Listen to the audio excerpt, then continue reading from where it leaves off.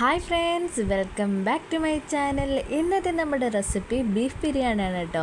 നബിദിനമൊക്കെ അല്ലേ വരുന്നത്. നബിദിനത്തിൽ നമുക്ക് വളരെ ടേസ്റ്റി ആയിട്ടുള്ളൊരു ബീഫ് ബിരിയാണി വീട്ടിൽ തന്നെ തയ്യാറാക്കിയാലോ. അപ്പോൾ ചാനൽ സബ്സ്ക്രൈബ് ചെയ്യാതെ കാണുന്നവരാണെങ്കിൽ ഒന്ന് സബ്സ്ക്രൈബ് സപ്പോർട്ട് ചെയ്യണേ. അപ്പോൾ നമുക്ക് വീഡിയോയിലോട്ട് പോകാം. ആദ്യം നമ്മൾ ബീഫ് എടുത്തിട്ടുണ്ട്. ബീഫൊക്കെ ഒന്ന് കഴുകി വൃത്തിയാക്കി കട്ട് ചെയ്തെടുത്തിട്ടുണ്ട്. അപ്പോൾ ഇതുപോലെ വലിയ പീസസ് ആക്കിയാണ് നമ്മൾ ബീഫ് ഒന്ന് കട്ട് ചെയ്തെടുത്തിരിക്കുന്നത്. ഇനി നമുക്കതൊരു കുക്കറിലോട്ട് ഇട്ട് കൊടുക്കാം. ബീഫ് വേവിച്ചതിന് ശേഷമാണ് നമ്മൾ ബീഫ് മസാല തയ്യാറാക്കുന്നത്. കുക്കറിലിട്ട് ആദ്യം നമ്മളൊന്ന് വേവിച്ചെടുക്കും കേട്ടോ. അപ്പോൾ ബീഫ് എടുത്തിട്ടുണ്ട്. ഇനി അതിലേക്ക് നമുക്ക് പൊടികളായിട്ട് ചേർത്ത് കൊടുക്കുന്നത് മഞ്ഞൾപ്പൊടിയാണ്. 1/2 സ്പൂൺ മഞ്ഞൾപ്പൊടി ചേർത്ത് കൊടുക്കുന്നുണ്ട്. ഇനി നമുക്കതിലേക്ക് കുരുമുളക് പൊടിയും കൂടി ചേർത്ത് കൊടുക്കാം. ഒരു 2 ചെറിയ സ്പൂണിൽ 2 സ്പൂൺ കുരുമുളക് പൊടി ചേർത്ത് കൊടുക്കുന്നുണ്ട്. പിന്നെ ഇതിലേക്ക് ചേർത്ത് കൊടുക്കുന്നത് ഇഞ്ചിയും വെളുത്തുള്ളിയും പച്ചമുളകും ഒന്ന് ചതച്ചെടുത്തതാണ്. അതും കൂടി ചേർത്ത് കൊടുക്കുക. അപ്പോൾ നല്ലൊരു ഇഞ്ചിയുടെയും വെളുത്തുള്ളിയും ഒരു ഫ്ലേവർ കിട്ടുന്നതാണ്. ഇനി നമുക്കതിലേക്ക് ആവശ്യത്തിനുള്ള ഉപ്പോടിട്ട് കൈകൊണ്ട് തന്നെ നന്നായിട്ടൊന്ന് മിക്സ് ചെയ്തതിന് ശേഷം 2-3 വിസിൽ വരുന്നവരെ നമുക്കിതൊന്ന് കുക്ക് ചെയ്തെടുക്കാം. ഇനി നമ്മുടെ ബിരിയാണിക്ക് വേണ്ടി നമുക്ക് ഉള്ളിയും അതുപോലെ തന്നെ അണ്ടിപ്പരിപ്പും മുന്തിരിയും ഒക്കെ ഒന്ന് മൂപ്പിച്ച് കോരണം. ഒരു പാൻ വെച്ചെടുത്ത് അതിലേക്ക് എണ്ണ ഒഴിച്ച് കൊടുക്കുന്നുണ്ട്. എണ്ണ നന്നായി ചൂടായി വന്നതിന് ശേഷം നമുക്കതിലേക്ക് സവാള ഇട്ട് കൊടുക്കാം. നീളത്തിൽ കട്ട് ചെയ്തതാണ്. നമ്മൾ നല്ല തിന്നായിട്ട് നമ്മൾ കട്ട് ചെയ്തെടുത്തതാണ്. ഒട്ടും കനയില്ലാതെയാണ് നമ്മൾ സവാള കട്ട് ചെയ്തെടുത്തിരിക്കുന്നത്. അപ്പോഴേ പെട്ടെന്ന് സവാള ഒന്ന് മൂത്ത് വരത്തുള്ളൂ. അപ്പോൾ ചെറുതായിട്ടൊന്ന് കളറ് മാറി തുടങ്ങിയിട്ടുണ്ട് സവാളയുടെ.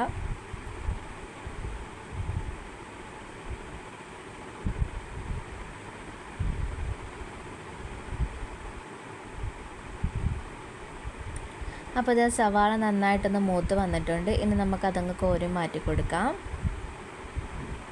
ഇനി ഈ എണ്ണയിലോട്ട് തന്നെ നമ്മളിത് മുന്തിരിങ്ങ ഇട്ട് കൊടുക്കുന്നുണ്ട്. മുന്തിരിയും കൂടെ ഒന്ന് മൂപ്പിച്ചെടുക്കാം.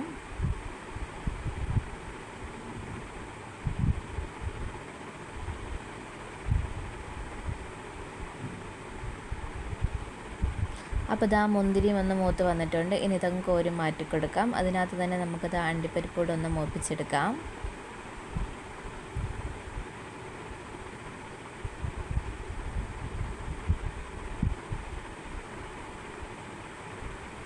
അപ്പോൾ അണ്ടിപ്പരിപ്പ് നന്നായിട്ടൊന്ന് മൂത്ത് വന്നിട്ടുണ്ട്. ഇനി നമുക്ക് അതും ഒന്ന് കോരി മാറ്റി കൊടുക്കാം. ഇനി നമുക്ക് ബീഫ് മസാല തയ്യാറാക്കാം. അതിനായിട്ട് ഈ പാനിൽ തന്നെ ഈ എണ്ണയിലോട്ട് തന്നെ നമ്മൾ ഈ പട്ടയും ഗ്രാമ്പും ഏലക്ക ഇട്ട് കൊടുക്കുന്നുണ്ട്. അതൊന്ന് ചൂടായി വന്ന ശേഷം അതിലേക്ക് നമുക്ക് സവാള ചേർത്ത് കൊടുക്കാം.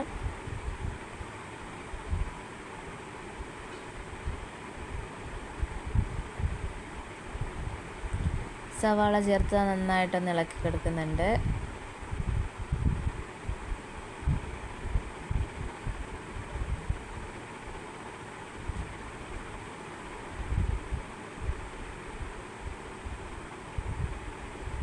സവാള പെട്ടെന്ന് വഴണ്ട് വരാൻ നമുക്കൊരല്പം ഉപ്പ് കൂടി ഇതിലേക്ക് ഇട്ടെടുക്കാം.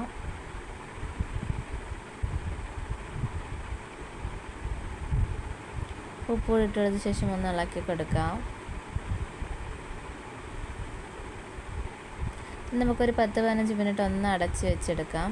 അപ്പോൾ ഉള്ളിയൊക്കെ ഏകദേശം ഒന്ന് വഴണ്ട് വന്നിട്ടുണ്ട്. ഇനി നമുക്കതിലേക്ക് ചേർത്ത് കൊടുക്കാനുള്ളത് ഇഞ്ചിയും വെളുത്തുള്ളിയും പച്ചമുളകും ചതച്ചതാണ്. അത് നമ്മൾ തോനെ ക്വാണ്ടിറ്റിയിൽ ചേർത്ത് കൊടുക്കുന്നുണ്ട്, ഇഞ്ചിയും വെളുത്തുള്ളിയൊക്കെ. അപ്പോൾ നല്ലൊരു ഫ്ലേവർ നമ്മുടെ കറിക്ക് കിട്ടുന്നതാണ്. ഇഞ്ചിയും വെളുത്തുള്ളിയും പച്ചമുളക് കൂടെയാണ് ചതച്ചെടുക്കുന്നത്. അതും കൂടെ ചേർത്ത് നന്നായിട്ടൊന്ന് ഇളക്കി കൊടുക്കാം. പിന്നെ നമുക്കതിലേക്ക് കുറച്ച് കറിവേപ്പില കൂടി ഇട്ട് കൊടുക്കുന്നുണ്ട്. കറിവേപ്പില കൂടി ഇട്ട് കൊടുത്ത് നന്നായിട്ടൊന്ന് ഇളക്കിയെടുക്കാം. അപ്പോൾ ഉള്ളിയൊക്കെ നന്നായിട്ടൊന്ന് വഴണ്ട് വന്നിട്ടുണ്ട്. ഇനി നമുക്കതിലേക്ക് തക്കാളി ചേർത്ത് കൊടുക്കാം. 2 തക്കാളി എടുത്തിട്ടുണ്ട്. മീഡിയം സൈസിൽ 2 തക്കാളിയാണ് എടുത്തിരിക്കുന്നത്. തക്കാളിയും കൂടി ചേർത്ത് നന്നായിട്ടൊന്ന് ഇളക്കി കൊടുക്കാം. ഇനി ഈ തക്കാളിയൊക്കെ നന്നായിട്ടൊന്ന് വെന്തുടഞ്ഞ് വരണം. അതിനുശേഷമാണ് നമ്മളിതിലേക്ക് പൊടികൾ ചേർത്ത് കൊടുക്കുന്നത്. അപ്പോൾ തക്കാളി ഏകദേശം ഒന്ന് വെന്ത് ഉടഞ്ഞ് വന്നിട്ടുണ്ട്.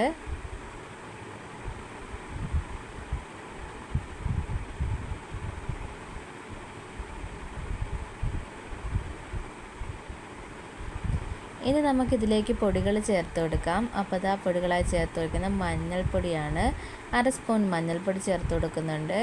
2 സ്പൂൺ കുരുമുളക് പൊടി ചേർത്ത് കൊടുക്കുന്നുണ്ട്. 2 സ്പൂൺ മല്ലിപ്പൊടി, 1 സ്പൂൺ ഗരം മസാല, ഇതെല്ലാം കൂടെ ചേർത്ത് നന്നായിട്ടൊന്ന് ഇളക്കിയെടുക്കുന്നുണ്ട്. നമ്മളിതിൽ മുളക് പൊടി ചേർത്ത് കൊടുക്കുന്നില്ല, കുരുമുളക് പൊടിയും പച്ചമുളകുമാണ് നമ്മൾ എരിക്ക് വേണ്ടി ചേർത്ത് കൊടുക്കുന്നത്. അപ്പോൾ തോനെ എരി വേണ്ടിയവർ നമ്മുടെ കുരുമുളകിൻ്റെ ക്വാണ്ടിറ്റി അളവെത്തി കൂട്ടാവുന്നതാണ്. അപ്പോൾ നമ്മൾ കുരുമുളക് പൊടി 2 സ്പൂൺ നമ്മൾ ബീഫ് ഒന്ന് വേവിക്കാൻ വെച്ചപ്പോൾ ചേർത്ത് കൊടുത്തിട്ടുണ്ട്. ഇതിലേക്ക് ഈ മസാലയിൽ നമ്മൾ 2 സ്പൂൺ ചേർത്ത് കൊടുത്തിട്ടുണ്ട്. അപ്പം നമ്മുടെ ബീഫൊക്കെ നന്നായിട്ടൊന്ന് വെന്ത് വന്നിട്ടുണ്ട്. ഇനി നമുക്കിതാ ഈ മസാലയിലോട്ട് വേവിച്ച് വെച്ചിരിക്കുന്ന ബീഫ് കൂടി തട്ടിക്കൊടുക്കാം. നമ്മൾ ആ ബീഫിൻ്റെ വെള്ളത്തോട് കൂടി, നമ്മൾ ബീഫ് വേവിച്ച ആ വെള്ളത്തോട് കൂടി തന്നെയാണ് നമ്മളിതിലേക്ക് ഒഴിച്ചു കൊടുക്കുന്നത്. ഇനി ഇത് നന്നായിട്ടൊന്ന് വറ്റി വരണം, എന്നാലേ ആ വെള്ളത്തിൻ്റെ ആ ഒരു ഫ്ലേവറും കൂടെ നമ്മുടെ കറിക്ക് കിട്ടത്തുള്ളൂ. നന്നായിട്ടൊന്ന് ഇളക്കിയെടുക്കുക. അരപ്പൊക്കെ എല്ലായിടത്തും നന്നായിട്ടൊന്ന് പിടിച്ച് വരുന്നവരെ നമുക്കിതുപോലെ ഒന്ന് ഇളക്കി കൊടുക്കാം.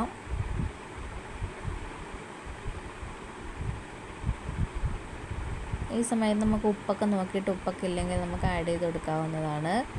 അപ്പോൾ നന്നായിട്ട് തിളച്ച് വന്നിട്ടുണ്ട്. ഇതുപോലെ നന്നായിട്ട് തിളച്ചൊന്ന് വറ്റി വരുമ്പോൾ നമുക്ക് അതിലേക്ക് കുറച്ച് മല്ലിയിലയും കൂടി ഇട്ട് കൊടുക്കാം. മല്ലിയിലയും കൂടി ഇട്ട് കൊടുത്ത് ഒരു ലോ ഫ്ലെയിമിൽ നമുക്ക് ഒന്ന് കുക്ക് ചെയ്തെടുക്കാം. ഇനി നമുക്ക് റൈസ് തയ്യാറാക്കിയെടുക്കാം. അതിനായി ഒരു ചരുവം വെച്ചെടുത്തിട്ടുണ്ട്. അതിലേക്ക് നെയ്യ് ഒഴിച്ച്, പിന്നെ പട്ട, ഗ്രാമ്പൂ, ഏലക്ക, തക്കോലം, കുറച്ച് പെരിഞ്ചീരകം, പിന്നെ ഇട്ട് കൊടുക്കുന്നത് സവാളയാണ്. സവാളയും ഇഞ്ചിയും വെളുത്തുള്ളിയും പച്ചമുളകും ചതച്ചതും കൂടെ ചേർത്ത് കൊടുത്തിട്ടുണ്ട്. അതൊന്ന് മൂത്ത് വന്നതിന് ശേഷം അതിലേക്ക് നമ്മളിത് ആവശ്യത്തിനുള്ള വെള്ളവും കൂടെ ചേർത്ത് കൊടുത്തു. പിന്നെ നമുക്ക് പരസ്പരം ചോറൊന്ന് ഒട്ടിപ്പിടിക്കാൻ കുറച്ച് നാരങ്ങ നീരും കൂടെ വീത്തി കൊടുത്ത്, കുറച്ച് കറിവേപ്പിലയും കൂടി ഇട്ട് കൊടുത്ത്, ഇനി വെള്ളം നന്നായിട്ടൊന്ന് തിളച്ച് വരുന്നത് നമുക്കൊന്ന് അടച്ച് വയ്ക്കാം. നമ്മൾ ചോറ് വറ്റിച്ചാണ് എടുക്കുന്നത് കേട്ടോ. 1 ഗ്ലാസ് അരിക്ക് 2 ഗ്ലാസ് വെള്ളമാണ് നമ്മൾ വെച്ച് കൊടുത്തത്. ഇത് ആവശ്യത്തിനുള്ള ഉപ്പോട് ഇട്ട് കൊടുക്കുന്നുണ്ട്. അപ്പോൾ നമ്മുടെ അരിയൊക്കെ കഴുകി ഒന്ന് വൃത്തിയാക്കി വെച്ചിട്ടുണ്ട്. വെള്ളം തിളച്ച് വന്നതിന് ശേഷം നമുക്ക് അരി അതിലേക്ക് ഇട്ട് കൊടുക്കാം.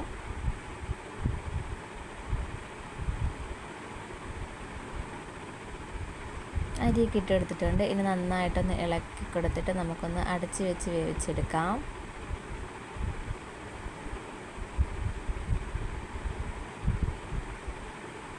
അപ്പോൾ നമ്മുടെ ചോറൊക്കെ വെന്ത് നല്ല സെറ്റായിട്ട് വന്നിട്ടുണ്ട്. അപ്പോൾ ഇനി നമുക്ക് ഒന്ന് ദമ്മിട്ട് കൊടുക്കാം. അതിനകത്ത് നിന്ന് പകുതി ചോറ് നമുക്കൊന്ന് കോരി മാറ്റി കൊടുക്കാം. ഒട്ടും ഒട്ടിപ്പിടിക്കാതെ നമുക്ക് നന്നായിട്ട് കിട്ടിയിട്ടുണ്ട് ചോറൊക്കെ, വെന്തൊന്നും കൊഴിഞ്ഞു പോകാതെ. അതുപോലെ തന്നെ നമ്മുടെ ബീഫ് കറി ഇവിടെ ഒന്ന് സെറ്റായിട്ടുണ്ട്.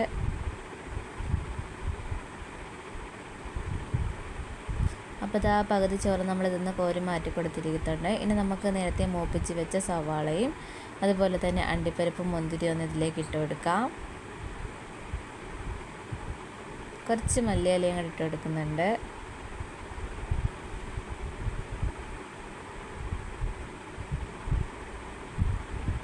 ഇനി ഇതിലേക്ക് നമ്മൾ നേരത്തെ മാറ്റി വെച്ച നമ്മൾ ബീഫിൻ്റെ മസാലയും കൂടി ഇതിലേക്ക് ചേർത്ത് കൊടുക്കാം.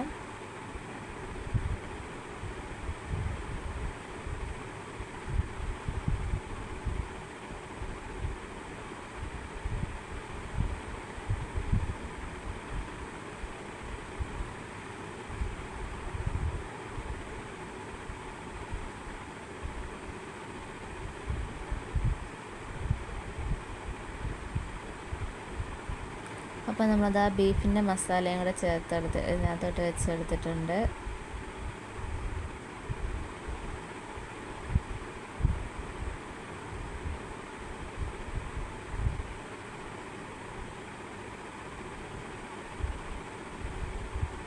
ഇനി നേരത്തെ കോരി മാറ്റി വെച്ചിരിക്കുന്ന ആ ബാക്കിയുള്ള ചോറും കൂടി ഇതിൻ്റെ മുകളിലോട്ടൊന്ന് ഇട്ട് കൊടുക്കാം.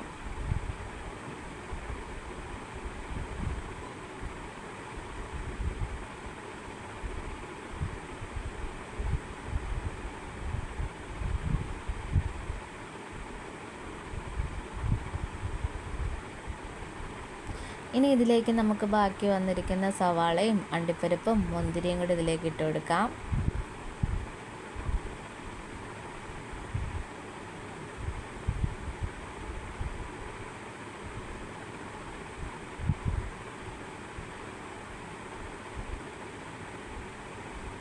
ഇനി കുറച്ച് മല്ലിയിലയും കൂടെ ഇതിൻ്റെ മുകളിലോട്ട് നമ്മൾ വെച്ചെടുക്കുന്നുണ്ട്. ഇനി നമുക്ക് കുറച്ച് നെയ്യും കൂടെ ഒന്ന് ഒഴിച്ചു കൊടുക്കുക. ഇതിലേക്ക് നല്ലൊരു ഫ്ലേവറാണ് നെയ്യും കൂടെ നമ്മളിതിലേക്കൊന്ന് ഒഴിക്കുമ്പോൾ.